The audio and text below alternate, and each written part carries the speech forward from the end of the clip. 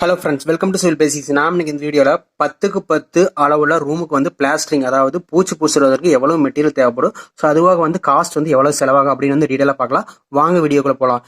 பொதுவாக நம்ம பூச்சி பூசுறது, அதாவது பிளாஸ்டரிங் பண்ணுறது பார்த்தீங்கன்னா 3 ஏரியாவில் பண்ணுவோம். இன்னர் வாலில் பண்ணுவோம், அதே மாதிரி அவுட்டர் வாலில் பண்ணுவோம். ஸோ அது போக வந்து சீலிங் ஏரியாவில் பண்ணுவோம். ஸோ இந்த மாதிரி 3 இடத்துல பண்ணுவோம். ஸோ எக்ஸாம்பிளுக்கு நம்ம வந்து ஒரு 10க்கு 10 அளவுள்ள, அதாவது 10க்கு 10 இன்னர் அளவுள்ள ஒரு ரூம் எடுத்துக்கலாம். ஸோ இதில் பார்த்தீங்கன்னா அவுட் சைடு வாலோட டைமென்ஷன் பார்க்குறப்ப நம்மளுக்கு உள்கூடு வந்து 10. ஸோ அது போக வந்து இந்த சைடு வந்து 6 இன்ச்சு, ஸோ இந்த side 6 inch. So 6 inch plus 10 டி ப்ளஸ் 6 இன்ச்சு நம்மளுக்கு வந்து 11 அடி 6 இன்ச்சு கிடைக்குது. ஸோ அவுட்டர் வால் டைமென்ஷன் பார்த்தீங்கன்னா 11.5க்கு 11.5 வருது. இன்டயர் பார்த்தீங்கன்னா நம்மளுக்கு 10க்கு 10 வருது. ஸோ அது போக நம்ம ஒரு டோர் ஒரு விண்டோ இருக்கிற மாதிரி எடுத்துக்கலாம். டோரோட சைஸ் பார்த்தீங்கன்னா வந்து 7 அடிக்கு 4 இருக்கிற மாதிரி எடுத்துக்கலாம். ஸோ அது போக விண்டோட சைஸ் பார்த்தீங்கன்னா 5க்கு 4 இருக்கிற மாதிரி எடுத்துக்கலாம். ஸோ ஃபர்ஸ்ட் நம்ம இன்னர் வாலை வந்து பிளாஸ்டரிங் பண்றதுக்கு வந்து எவ்வளவு ஏரியா எடுத்துக்குன்னு பார்த்துடலாம். ஸோ இன்னர் வாலை பொறுத்த வரைக்கும் நம்மளுக்கு 4 சைடு வால் இன்னர் வால் இருக்குது. ஸோ 4 இன்ட்டு அளவு பார்த்தீங்கன்னா 10 அடிக்கு 10 அடி. ஸோ 4 இன்ட்டு 10க்கு 10 போடுறப்ப நம்மளுக்கு வந்து 400 ஸ்கொயர் ஃபீட் வருது. ஸோ அடுத்து அவுட்டர் வாலை பொறுத்த வரைக்கும் நம்மளுக்கு அவுட்டர் வால் என்னன்னு பார்த்தா 11.5க்கு 11.5ன்னு போட்டிருக்கோம். ஸோ 4 இன்ட்டு 4 சைடுக்குனால 4 இன்ட்டு போட்டுக்கிறோம். 4 இன்ட்டு 11.5 ஸோ 529 ஸ்கொயர் ஃபீட் வருது. ஸோ அது போக பார்த்தீங்கன்னா வந்து நம்ம பிளாஸ்டரிங் திக்னஸ் வந்து இன்னர் வாலுக்கு வந்து ஒரு 1/2 இன்ச்சு கணத்தில் வந்து பூசுற மாதிரி இருக்கும். அதுவும் அவுட்டர் வாலுக்கு பார்த்தீங்கன்னா 1 இன்ச்சுக்கு நாம எக்ஸாம்பிளுக்கு எடுத்துக்கிறோம். ஸோ இது ஏன் நம்ம 1/2 இன்ச்சு எடுத்துக்கிறோம் பார்க்குறப்ப நம்ம வந்து உள்கூட்டு அளவுக்கு வந்து ஈக்குவலாக வச்சிருப்போம். ஸோ அவுட்டர் வாலில் கொஞ்சம் அண்டுலேஷன் வர சான்ஸ் இருக்கு, கொஞ்சம் டிவியேஷன் வர சான்ஸ் இருக்கு. ஸோ அதனால வந்து கொஞ்சம் சேர்த்து எடுத்துக்கிறோம். 1 இன்ச்சு திக்னஸ் வந்து பிளாஸ்டரிங் பண்ற மாதிரி எடுத்துக்கிறோம். ஸோ அது போக பார்த்தீங்கன்னா இந்த அவுட்டர் வாலில் நம்ம வந்து ஒரு சைடு 11 எடுத்துக்கிறோம், அதே மாதிரி இன்னொரு சைடு 11 எடுத்துக்கிறோம். ஸோ இந்த சைடு கம்மியாக தவறுன்னு சில பேர் கேட்பாங்க. ஸோ நம்ம அப்ராக்சிமேட்டாக எடுத்துக்கிறோம். ஸோ அதனால வந்து 11.5க்கு 11 எல்லாமே ஈவனாக எடுத்துக்கிறோம். ஸோ இது வந்து ஒரு அப்ராக்சிமேட் வேலையை தான். ஸோ அதனால நம்ம அக்யூரேட்டாக எடுத்துக்கலாம். அக்யூரேட்டாக எடுத்தீங்கன்னா கொஞ்சம் கம்மியாக வரும். ஸோ அதில் வந்து வேஸ்டேஜில் போகிற சான்ஸ் இருக்குது. அதனால நம்ம ஃபுல்லாக எடுத்துக்கலாம். இந்த சைடு 11, இந்த சைடு 11, இந்த சைடு எல்லா சைடுமே நம்ம 11 எடுத்துக்கலாம். ஸோ அடுத்து நம்ம இந்த டோர் அண்ட் விண்டோ வந்து டிடெக்ஷன் பண்ணலாம். டோட்டல் ஏரியாவில் வந்து இந்த டோர் அண்ட் விண்டோ தான் நம்ம டிடெக்ஷன் பண்ணணும். ஏன் டிடெக்ஷன் பண்ணோம்னா நம்ம வந்து ஆல்ரெடி இந்த ஃபுல் ஏரியாவுக்கு தான் எடுத்துக்கிறோம். ஸோ இதை வந்து நம்ம கழிச்சா தான் நம்மளுக்கு வந்து மீதி ரிமைனிங் ஏரியா கிடைக்கும். ஸோ அதனால இன்னர் வாலில் வந்து அந்த டோர் அண்ட் விண்டோ கழிக்கிறோம். அதே மாதிரி அவுட்டர் வாலில் டோர் அண்ட் விண்டோ கழிக்கிறோம். ஸோ இன்னர் வால் நம்ம வந்து எவ்வளோ ஏரியான்னு பார்த்தோம், 400 ஸ்கொயர் ஃபீட்னு பார்த்தோம். அவுட்டர் வாலில் பார்த்தீங்கன்னா 529 ஸ்கொயர் ஃபீட்னு பார்த்தோம்.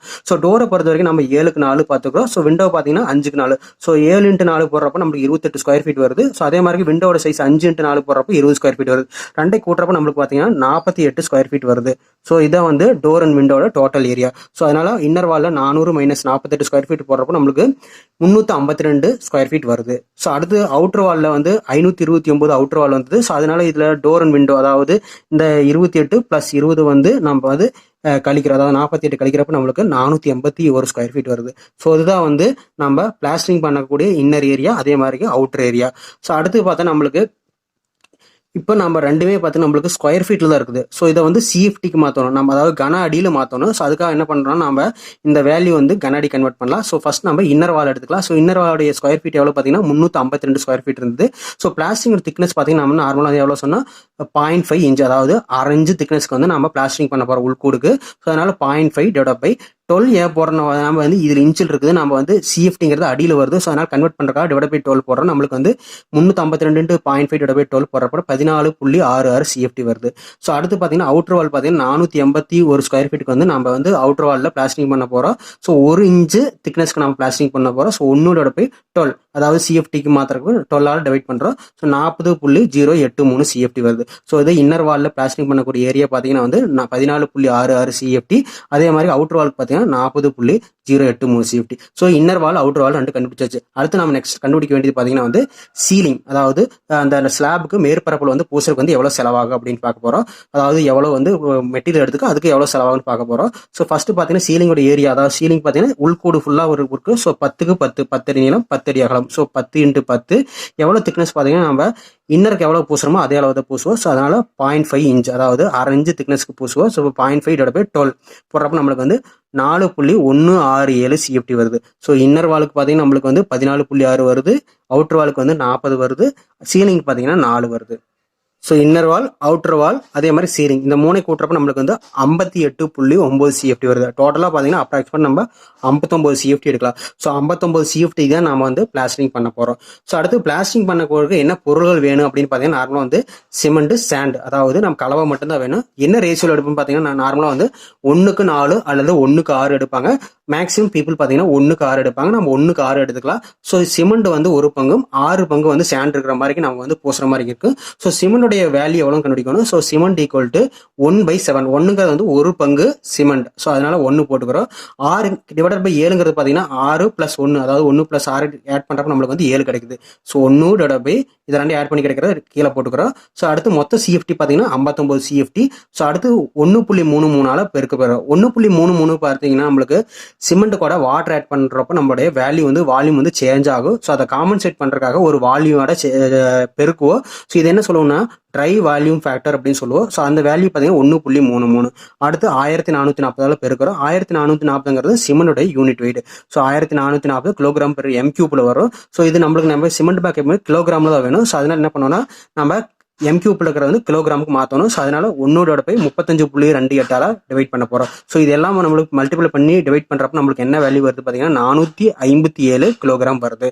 ஸோ நம்ம வந்து மார்க்கெட்டில் வாங்கக்கூடிய சிமெண்ட் எல்லாமே பேக்கில் தான் கிடைக்கு. ஸோ ஒரு பேக் ஆஃப் சிமெண்ட் பார்த்தீங்கன்னா 50 kg. ஸோ டிவைடட் பை 50, அதாவது 457 டிவைட் பை 50 போடுறப்ப நம்மளுக்கு வந்து 9 பேக் சிமெண்ட் தேவைப்படுது. ஸோ அடுத்து பார்த்தீங்கன்னா சேண்டை பொறுத்த வரைக்கும் நம்ம 6 பங்கு சேண்டு சேர்த்த போகிறோம். ஸோ 6 டிவைட் பை 2 ஆட் பண்ணுறப்ப நம்மளுக்கு வந்து 7 கிடைக்குது. 1 + 6, ஸோ 7. 6 டிவைட் பை 7 மொத்த சிஎஃப்டி பார்த்தீங்கன்னா வந்து 59 சிஎஃப்டி. அடுத்து வந்து அந்த ஃபேக்டர் 1.33 பெருக்கிறப்ப நம்மளுக்கு பார்த்தீங்கன்னா 67 சிஎஃப்டி கிடைக்குது. ஸோ 67 சிஎஃப்டிங்கிறது பார்த்தீங்கன்னா வந்து நம்முடைய கியூபிக் ஃபீட்டில் கணக்கு கிடைக்குது. நம்ம பார்த்தீங்கன்னா நம்ம யூனிட்டில் வாங்குவோம். அதாவது நம்ம வாங்கக்கூடிய லோடு அல்லது லாரியில் எல்லாமே பார்த்தீங்கன்னா யூனிட்டில் வரும். ஸோ அதனால நம்ம வந்து யூனிட் கன்வெர்ட் பண்ணலாம். அதாவது 100 சிஎஃப்டி சேர்ந்தது நம்ம ஒரு யூனிட். ஸோ அதனால 67 சிஎஃப்டி வந்து யூனிட் கன்வெர்ட் பண்ணலாம். ஸோ டிவைடட் பை 100 போடலாம். ஸோ நம்மளுக்கு என்ன வருது பார்த்தீங்கன்னா 0.67 யூனிட் வருது. கிட்டத்தட்ட வந்து 1/2 யூனிட்டுக்கு மேலே வருது. 9 பேக் சிமெண்ட் தேவைப்படுது. நெக்ஸ்ட் பார்த்தீங்கன்னா வந்து நம்ம எவ்வளோ மொத்தமாக வந்து இதுக்கு செலவாகுன்னு பார்த்தலாம். So cost for material first வந்து சிமெண்ட்டுக்கு எவ்வளோ செலவாகுன்னு பார்த்தலாம். சிமெண்ட் பார்த்தீங்கன்னா நம்மளுக்கு நார்மலாக 9 பேக்னு போட்டுருக்கோம். ஸோ 9 பேக்கோடைய வேல்யூ பார்த்தீங்கன்னா, அதாவது ப்ரைஸ் பார்த்தீங்கன்னா வந்து 3600 வருது. ஒரு பேக் பார்த்தீங்கன்னா நம்ம 400 போட்டுருக்கோம். ஸோ நெக்ஸ்ட் பார்த்தீங்கன்னா நம்மளுக்கு சேண்டுடைய ப்ரைஸ், அதாவது எம் சாண்ட் போட்டிருக்கோம். ஸோ அதனால வந்து ஒரு யூனிட் வந்து 4000 போட்டிருக்கோம். ஸோ இதோட ப்ரைஸ் வந்து சேஞ்ச் ஆகிறதுக்கு சான்ஸ் இருக்குது. அதாவது சிமெண்டோடைய ப்ரைஸுமே வந்து நம்ம என்ன பிராண்ட் செலக்ட் பண்ண போகிறோம் அதை பொறுத்து சேஞ்ச் ஆகிறது. அதே மாதிரி ஒவ்வொரு பிளேஸை பொறுத்து இந்த எம் சாண்டோட ப்ரைஸுமே வந்து சேஞ்ச் ஆகும். சில பேர் பார்த்தீங்கன்னா இதில் நார்மல் சாண்டை வந்து ஆட் பண்ணுறாலும் பண்ணிக்கலாம். நீங்கள் அதுக்கு கால்குலேட் பண்ணி பாருங்கள் எவ்வளோ ப்ரைஸ் வந்து டிவியேஷன் வருதுன்னு பாருங்கள். ஸோ நான் வந்து எம் சாண்ட் எடுத்துக்கிறோம். ஸோ 0.67 × 4000 போடுறப்ப நம்மளுக்கு 2650 வருது. ஸோ மொத்தமாக நம்ம 2 ஆட் பண்ணுறப்ப நம்மளுக்கு வந்து 5830 வந்து மெட்டீரியலுக்கு மட்டும் செலவாகுது. நெக்ஸ்ட் நாம லேபருக்கு எவ்வளோ செலவானு பார்த்துடலாம். பொதுவாக வந்து இந்த மாதிரி ஒர்க்குக்கு வந்து கண்டிப்பாக ஒரு மேசன் வேணும். அதுபோக வந்து ஒரு ஹெல்ப்பர், அதுபோக வந்து ஒரு மம்முட்டியால், ஸோ அதாவது மெஸ்தூன்னு சொல்லுவோம். ஸோ இதெல்லாம் தேவைப்படும். ஸோ 2 மேசன் தேவைப்படும். ஸோ 2 மேசன், அது மாதிரி ஒரு ஹெல்ப்பர், அது வரை ஒரு மஸ்தூர். ஸோ ஒரு மேசனுடைய ஒரு நாள் கூலி பார்த்தீங்கன்னா நம்ம 900 போட்டிருக்கோம். ஸோ இதுவுமே வந்து ஒவ்வொரு பிளேஸ்க்கு வந்து சேஞ்ச் 1000 வாங்குறாங்க, 800 வாங்குறாங்க. ஸோ உங்கள் ஏரியாவில் எவ்வளோ வரும்னு போட்டு பாருங்க. ஸோ 2 × 900 போடுறப்போ நம்மளுக்கு வந்து 1800 வரும். ஸோ அடுத்து ஹெல்ப்பருக்கு பார்த்தீங்கன்னா 350 வாங்குறாங்க, 400 போட்டிருக்கோம். நம்ம 400 போட்டிருக்கோம். ஸோ 1 × 400 போட்டிருக்கோம். ஸோ அடுத்து மஸ்தூர் பார்த்தீங்கன்னா வந்து 600 போட்டிருக்கோம். ஸோ 600. ஸோ 2 மேசனுக்கு பார்த்தீங்கன்னா 1800, ஒரு ஹெல்ப்பருக்கு பார்த்தீங்கன்னா 400, ஒரு மஸ்தூர் பார்த்தீங்கன்னா 600. மொத்தமாக நம்மளுக்கு வந்து 2800 வந்து ஒரு நாளுக்கு வந்து ஒரு லேப் பூசருக்கு மட்டும் ஒரு நாள் செலவாகும். ஸோ மொத்தமாக பார்த்தீங்கன்னா இந்த மாதிரி ஒர்க்கை வந்து மினிமம் ஒரு 4 இருந்து 5 நாள் செய்வாங்க. நம்ம ஒரு 4 நாள் எடுத்துக்கிறோம். ஸோ 4 × 2008 போடுறப்ப நம்மளுக்கு வந்து 11200 வந்து மொத்தமாக செலவாகுது. ஸோ அடுத்து பார்த்தீங்கன்னா வந்து எல்லாமே நம்ம ஆட் பண்ணலாம். அதாவது மெட்டீரியல் காஸ்ட்டையும் லேபர் கண்டி 2 ஆட் பண்ணி மொத்தமாக எவ்வளோ செலவாகுன்னு பார்த்தலாம். மெட்டீரியல் பார்த்தீங்கன்னா நம்மளுக்கு வந்து 5800 செலவாச்சு. ஸோ அடுத்து பார்த்தீங்கன்னா வந்து லேபருக்கு வந்து 11200, ரொம்ப 2 ஆட் பண்ணுறப்ப நம்மளுக்கு வந்து 17030 கிடைக்குது. ஸோ இது அப்ராக்சிமேட்டாக நம்மளுக்கு எடுக்கிறப்ப வந்து 17000 20,000 செலவாகும். ஏன் வந்து 20,000 வரைக்கும் நம்ம போடுற பார்த்தீங்கன்னா நம்மளுக்கு சில சேஞ்சஸ் இருக்குது. ஸோ அதே மாதிரி இந்த ஹெல்ப்பர் மேசனுடைய ப்ரைஸ் எல்லாமே வந்து சேஞ்ச் ஆகுன்னு சொல்லிக்கிறோம் ஒவ்வொரு பிளேஸ்க்கு. அதே மாதிரி மெட்டீரியல் ப்ரைஸ் வந்து சேஞ்ச் ஆகிற சான்ஸ் இருக்குது. ஸோ இதோட அப்ராக்சிமேட் வேல்யூ தான் 17000 20,000 வரைக்கும் வந்து செலவாகும். கண்டிப்பாக இந்த வீடியோ ரொம்ப யூஸ்ஃபுல்லாக இருந்திருக்கு நினைக்கிறேன். இது போன்ற வீடியோக்கள் தொடர்ந்து பார்க்க நம்ம சேனலோட இணைந்திருங்கள். தேங்க்யூ.